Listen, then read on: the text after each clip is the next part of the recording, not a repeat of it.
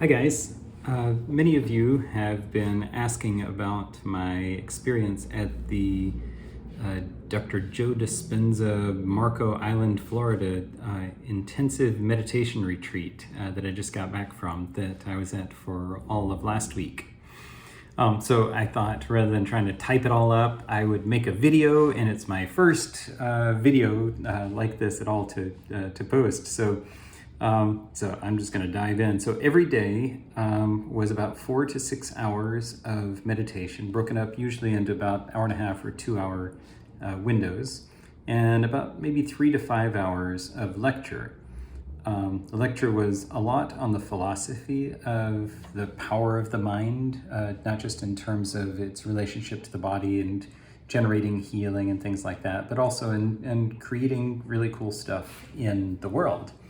But then there was also a ton of scientific research that was presented on this entire thing. That's one thing that I love about Dr. Joe Dispenza, is that he's taking what has long been seen as something that's mystical and a little woo-woo and just like, oh, crystal waving and just like, I don't know, just very esoterical. And he's doing and contributing to a lot of research on how it actually works, because we used to think that what the Earth was flat and the center of the universe, and anybody who thought differently, it was sacrilege, Satanism or something. And that when they started, Leeuwenhoek started saying, oh, there's little animals in the water, and then people were like, no, that's satanic or whatever. And so every scientific discovery used to be considered, just way out there. So it really seems like this whole thing of the power of the mind to generate opportunities, generate changes in our lives and in our world is a real thing, and it's a real scientific thing, and that's being tapped into now. So he talked a lot about that and some groundbreaking studies, and I'll try and put a link to a presentation where he interviewed a number of scientists who are doing, neuroscientists and molecular biologists who are doing this kind of research, and asked them about the research that they were doing. And so very science-based, I like that.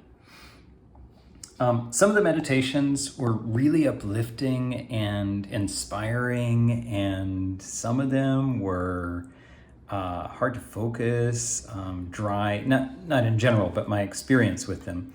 I was sometimes distracted, sometimes sleepy, but I noticed that the more that I did it, the more that the week went on, the easier it got for me, the more, I guess, skillful I have started to get with my mind. And I've been doing these meditations kind of off and on, and then more consistently over the last couple of years, and more consistently maybe in the last couple months, gotten where it's pretty much daily now, and it seems to be pretty good. Let's see, so the schedule started at 6 o'clock in the morning every day, 6 o'clock sharp. Not every day. One day it started at 5 a.m. and one day it started at 4 a.m. with a 4-hour meditation starting at 4 a.m. And it rocked. That was one of the best. It was a really cool experience for me. And there were also 5 walking meditations on the beach in Florida, like white sands. Ooh, I don't know if I can, how to turn this camera around. I don't know if I can. I can turn the phone around. Okay, there is where we were, Marco Island, Florida, and some of the walking meditations. Let's see. Here is what it looked like. 1,000 people. It was actually over 1,000 people. And we are out there on the beach doing these walking meditations. You start off standing for, 10 minutes or so, and then you walk, and it's all guided meditation. Listening on the beach, we're listening through recordings through our earbuds. And kind of a funny story about those. So they're really cool meditations, and you're really tuning in. You're not out there like, hey, waving at each other or waving at other people on the beach or splashing around the water or anything. You're really in the, obviously with meditation, the whole goal is to go inside. And so even though you're watching where you're going, not tripping over anybody who's lying down or standing in front of you or anything, but your focus is inward. So he tells this story about on Brighton Beach in, I think that's England. Correct me if I'm wrong, and this is, I don't know, a year or two ago, and so they had this, and there's tends to be about 1,000 people at each of his meditations. And the cops came up then, and this police officer came and demanded to know what was going on of this event coordinator, who was kind of overseeing this walking meditation. And she explained what was happening and stuff. And she said he was dead serious. That he was really relieved to hear that, because he thought it was the end of the world, because he thought it was a zombie apocalypse, because he said, I'm out there and none of these people will talk to me. None of them will even look at me. So he said, I literally thought it was the end of the world. That was hilarious. There's also, he showed a little video clip, I wish I had it, of the meditation in Australia, and of one guy, and he's lying down there. He's got his eye mask on. He's doing the final part of the meditation. He's lying down. He's just really zoned in. And there's this wallaby. I think that's what a wallaby, I think that's a small, like, kangaroo type thing. And it's sniffing around at him, and he's just diddly. And you could see the confusion on its face. And it's sniffing around him and stuff. And finally gets down to his toe, and his feet are exposed. His socks and shoes are off, and sniffs his toe real close, and his foot kind of jerks, and the wallaby jumps. And the guy's just dead still. So it was hilarious to watch. So we also did some what's called coherence healings. So it's a group of 9 people. So there's 4 people, and then sitting, and then lying down in between. Each set of 4 is a person who has applied for, requested to be a healee, somebody who's got a serious health condition. They want to bring it, and they've been doing these meditations for however long, but they've been doing the work themselves. And they come, and it's all a very intentional, very guided, very spiritual atmosphere and everything. And so it's a guided meditation over the PA system, however you call it, the speakers and stuff, and with music in the background to help enhance the experience of it.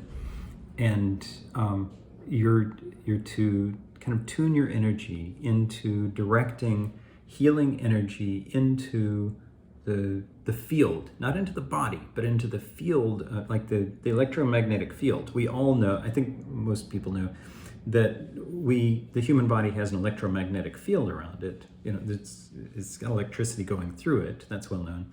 And electricity passing through something creates this electromagnetic field. And the deeper you meditate, the more enhanced that field becomes. And it's that field, this is part of the philosophy that's gradually being proven, that electromagnetic field is what actually generates matter. It's what creates the substance that we are, and we have this perception of our reality, and that creates our human body. I know it sounds a little woo maybe, but it actually, from a science quantum physics perspective, it makes sense. So without getting too much into that, so for about an hour you're doing this meditation. You're directing the healing energy into the field of this person's body. And you're not trying to make them do anything, but they're receiving the love. Oh my God.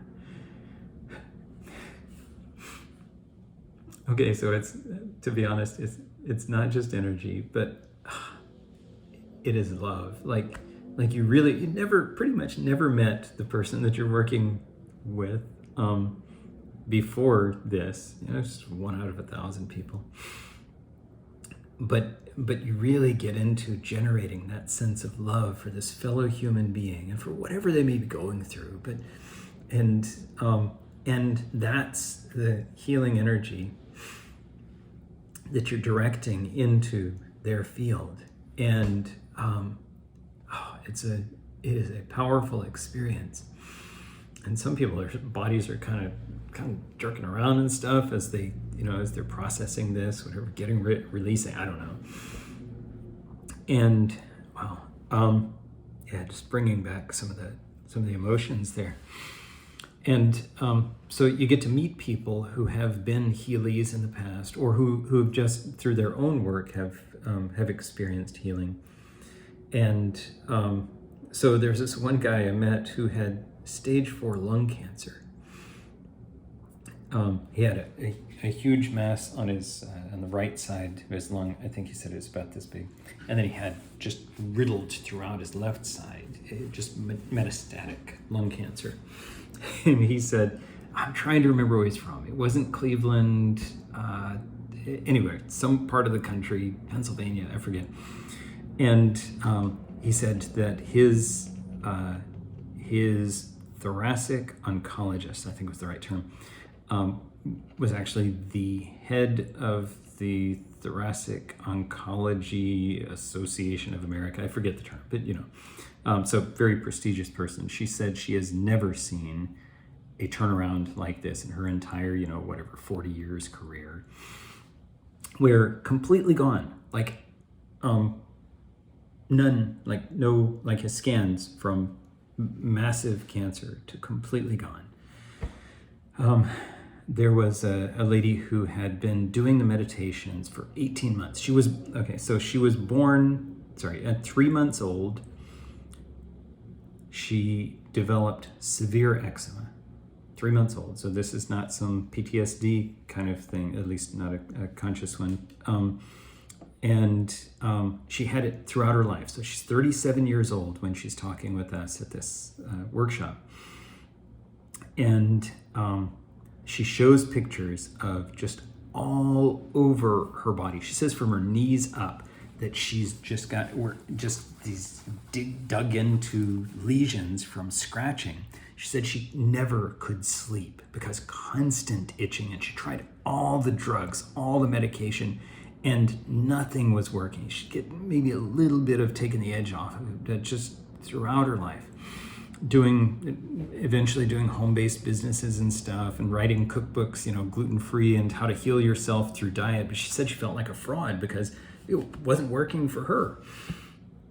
And she was daily doing these meditations, these, connect with your body, whatever, and nothing was happening. And then she went to one of the advanced retreats, and she was a Healy, and No, it wasn't even at an advanced retreat, I think, where it was just on her own one day. Yeah, that's what it was. It wasn't even at one of these retreats. One day, something in her meditation just seemed to click. And the next morning, and she shows the pictures, the next morning she woke up, not a single lesion on her body, and she hasn't had one since. Now she knows that our personality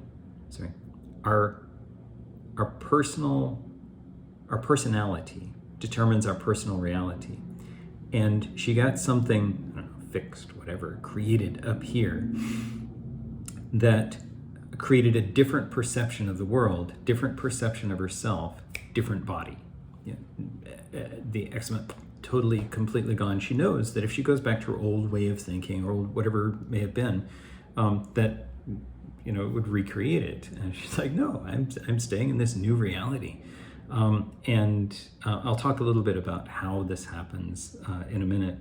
I met a guy named Joe who 25 years ago, he'd broken his back, and they told him, you're going to have all kinds of problems throughout your entire life. And he's like, oh, no, I'm not, whatever. And so he does chiropractic and stuff. After the fracture had healed, does chiropractic, and it helps, but he still got this constant pain. Like, he could only walk like 50 steps. He wasn't one who went up on the stage. He's just a guy that I met.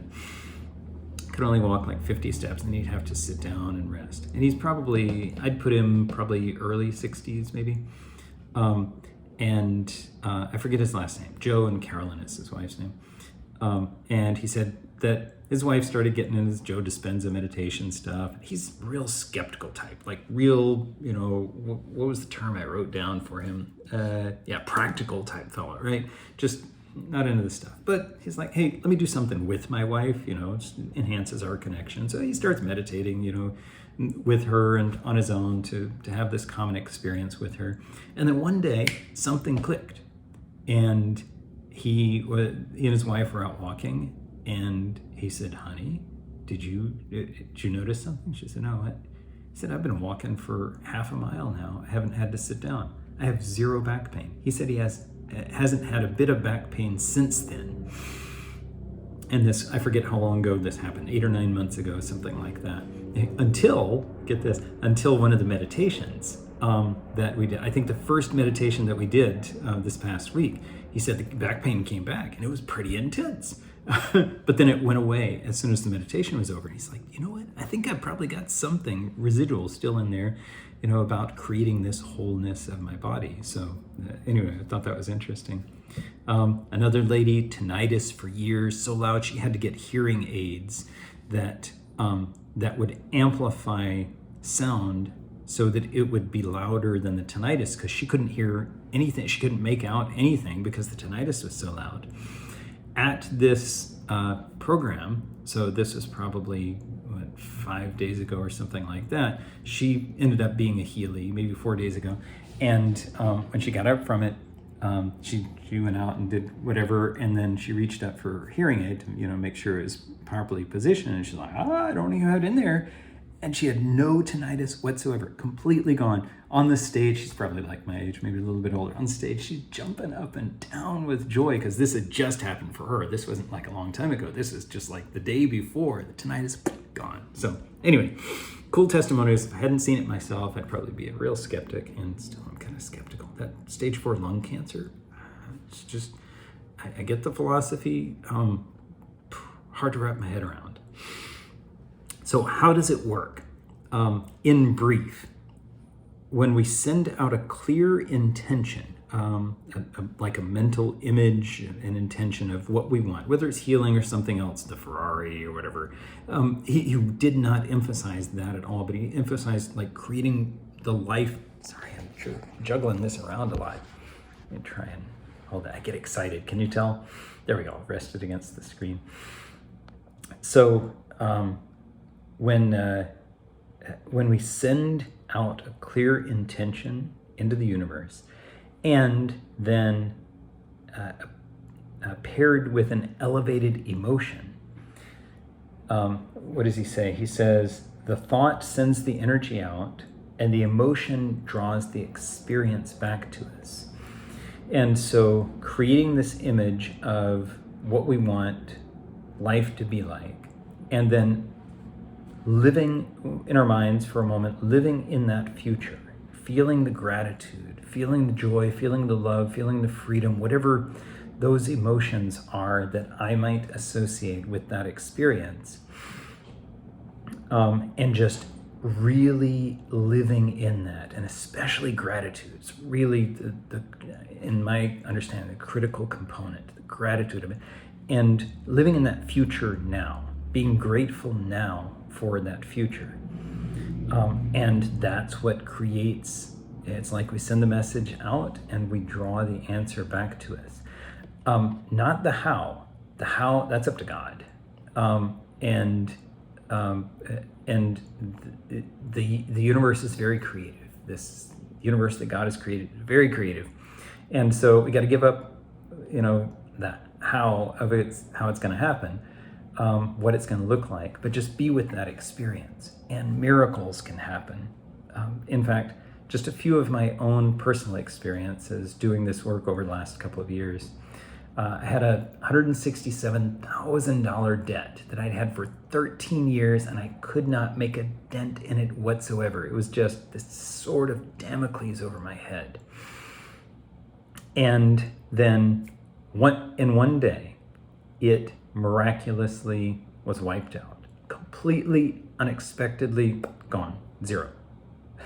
I had this stack of paperwork. This may seem minuscule to you, but I had this stack of paperwork on my desk that at least this high for years and years and years. And it wasn't always the same files and stuff that needed to be done. You know, things would churn through it, but it was always there, and it felt like demons sitting over there. And I would work from 4:30 in the morning till midnight some days, more days than I would like to admit. You know, trying to get all my paperwork taken care of. But no matter what I would do, even if I got it way down because I worked so darn hard, it would, within a week, it'd be built back up. And that now, through this work, through God's bounty, it's like 2 or 3 pages, you know, that, oh, okay, I need to work on that, I need to get that done by, you know, by Thursday or something. So it's just big relief, big freedom from that. My son, my older son, had a life-threatening gluten allergy that then turned into a lectin allergy.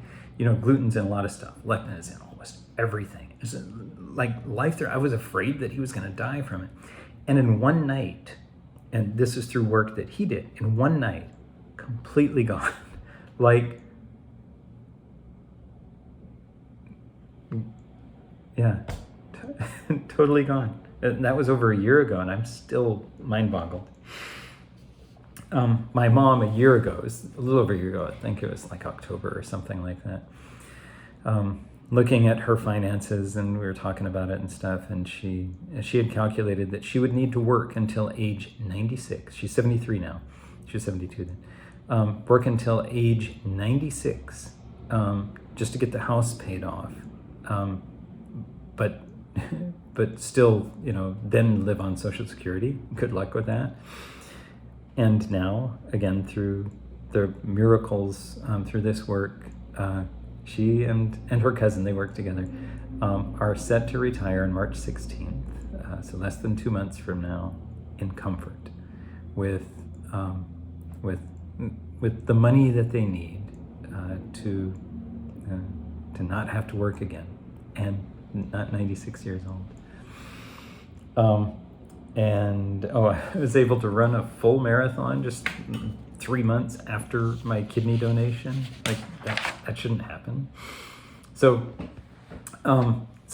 2 big epiphanies, just to kind of wrap up, that I've gotten from this past week.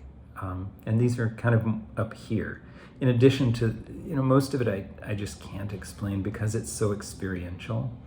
I would strongly encourage anybody who can to do one of these retreats. You got to do the work ahead of time. You got to really get the meditative experience and get the understanding of how it works. And you know, he's got stuff that you know that allows you to do that, that you can watch and listen to and stuff. The week long is $2,000, which, if you consider breakfast included, lunch included, and a 7-day intensive top-notch program, like really amazingly well produced. So 2 big epiphanies. One is the concept of me being the master of my body. And I'll try and explain this in a way that's appropriate and lands well. Like the concept of a pet and its master, a dog or a horse. I haven't had pets as an adult. As a kid, yes, but I've never really trained a pet. And so I've always considered anybody who puts a biscuit on a dog's nose and tells it to sit there and sit there and sit there, I've considered it to be a little bit cruel. Or this thing of, okay, I want you to sit until I tell you to come to me, and I'm going to make you sit, and I'm going to put the pressure on you not to. I've thought it was kind of teasing and like a little bit mean. But in this week, I kind of got what it's about. It's about training one who has the greater knowledge and wisdom, training one who doesn't, and it works out well for both of them. kind of like a parent and a child, but I consider this more like the owner and the pet, and because the owner and the pet will always be at different levels, but very loving relationship. So my body, like I've always thought that, oh yeah, I'm separate from my body, right? I'm my soul, and my soul has a body. But honestly, I haven't lived that way. It's like, oh, if I'm hungry, then I should eat, and if I've got an itch, I should scratch it, and whatever. And so, getting this concept of continually working to train my body so that it's not the master of me, like the desire to sleep in instead of going running. Like this morning, I really wanted to sleep in. My sleep got a little interrupted, and I'm like, I only slept a little bit since then, and I'm like, no.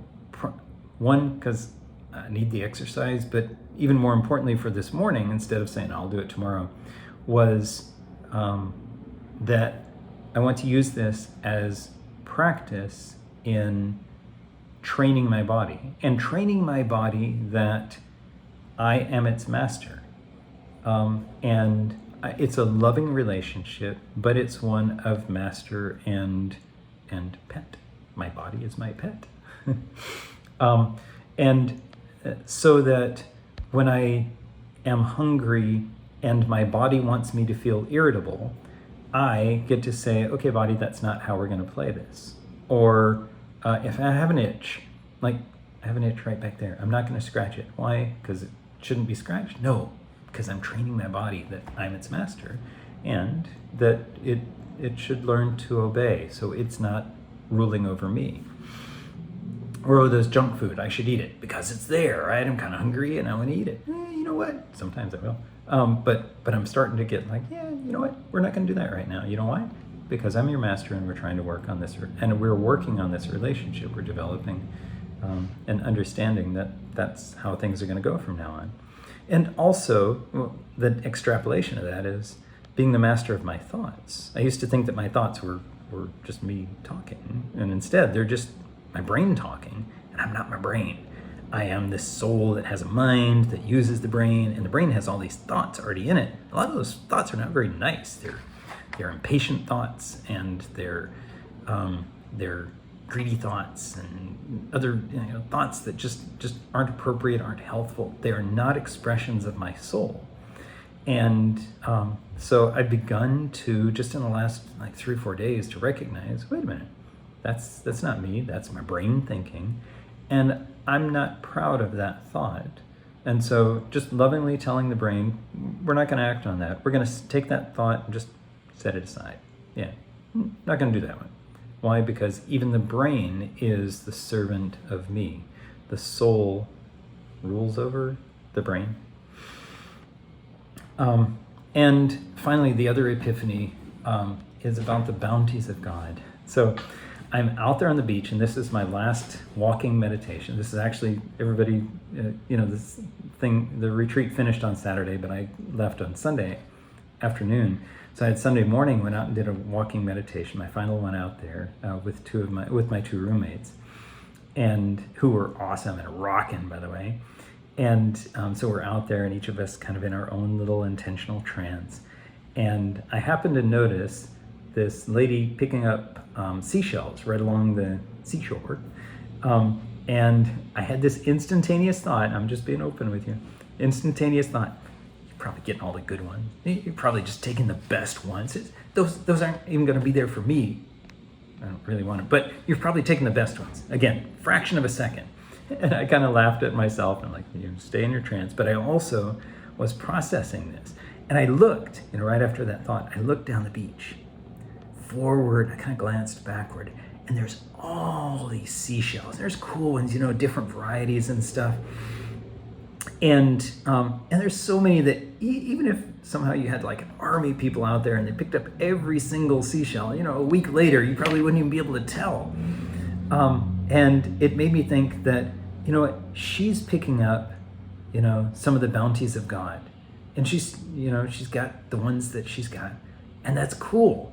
And it diminishes not one bit how many of these bounties of God that I get to receive as well. It's just up to me to, to bend down and pick them up, to act in life so that I can receive them. And, I looked down the beach and I'm like, it's just virtually infinite. And that the bounties of God are infinite as well. And it just blew my mind, like bringing it home instead of just some concept. Oh, the bounties of God were infinite. Easy thing to say. And then I was walking along the sand after I finished. I was walking along the sand, and a storm was blowing in, so the wind was blowing. So all the soft sand was already blown off the top. And so what was left? I didn't really know that this was beachy, but all these crushed shells were underneath the soft sand, like little bitty crushed shells. And I'm thinking, you know what? The bounties of God are not just these individual like shells that we can pick up and it's like, oh my goodness, look at that. I got a bonus from work, or look at that. I got, Tessie made this delicious meal or something, ones that we're conscious of. But throughout our lives, every breath that we take, the opportunity to drive a vehicle that works and I don't have to think about it, or the money to put gas in the vehicle and I don't have to worry about it, or the many different just daily, totally taken for granted bounties that are particular to my life that we just walk on, that we don't even ever think about, and we can't. The brain could not conceive of how many of these daily, moment by moment bounties there are that are sustaining us and sustaining our lives. And it's just a profound experience to be in the presence of that realization. And it just made me laugh at how superficial, how possessive, how, just to be honest, how kind of greedy and jealous and envious that I can be when there's all this out there, just right there at my fingertips and already underneath my feet. There's so much more I could share about this experience, but I've already gone on for over 30 minutes, and just wanted to be able to put this out there because it has been such a profound, enriching experience for me, and I wanted to be able to share that with anybody who's interested in it. All right, love you all.